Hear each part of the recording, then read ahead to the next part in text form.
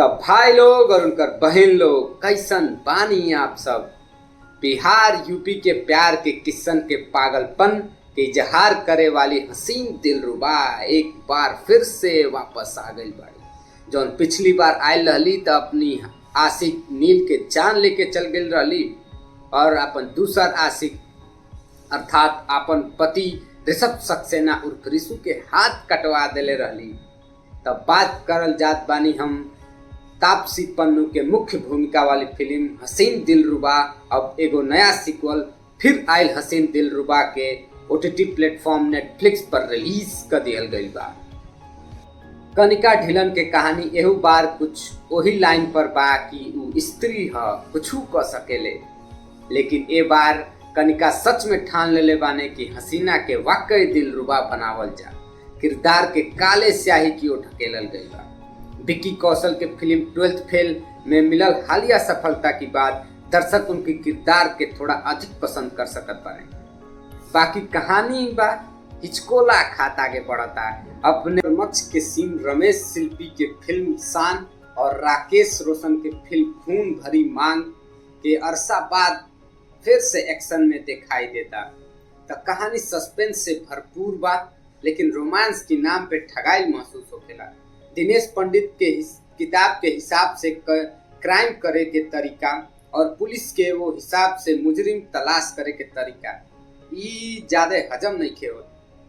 Film के नाम हसीन दिलरुबा बा तो ऐसा लागत रहे कि तापसी के किरदार बहुत बोल्ड और मजबूत होगी, लेकिन रोमांस के नाम पे हमें बस किसी सीन डाल दिया गई बा। ऐसा लागत बा कि इस सीन के बस मजबूरी में फिल्मावल गई बा। कौशल के एक्टिंग के मजा ले सकत बानी। उ एगो साइको लवर के बढ़िया भूमिका निभौले बानी जौन तापसी और विक्रांत के किरदार पर भारी पड़त बा। ये किरदार रउरा के जरूर पसंद आई।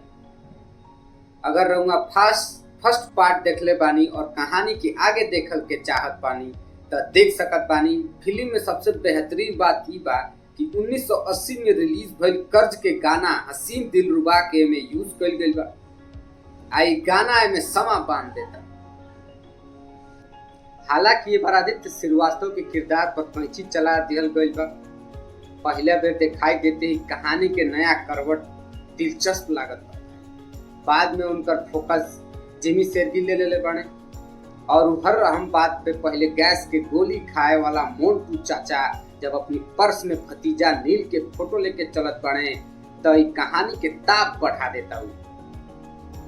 ई बा तापसी पुराना प्यार के नाता छोड़ पावेली और ना कोनो नया के शुरुआत कर पावेली। एकरे चलते कहानी में नयापन कोनो ना लागेला।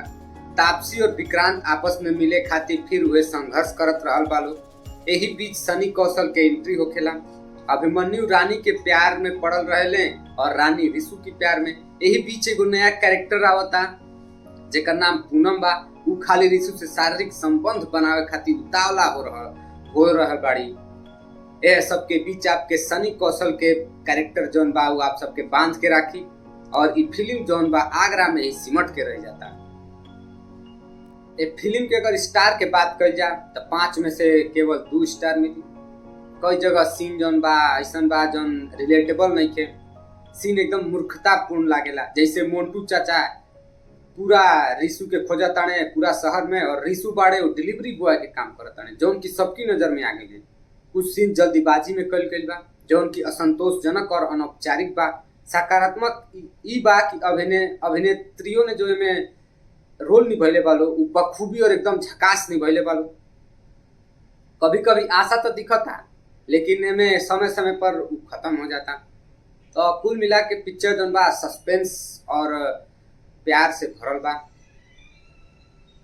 तो आप सब जाएं और पिक्चर के एंजॉय कर सकीला। तो आपके हमारा रिव्यू कैसन लागल कमेंट में बताई। फिर मिलल जाइए एगो नया वीडियो में। प्रणाम।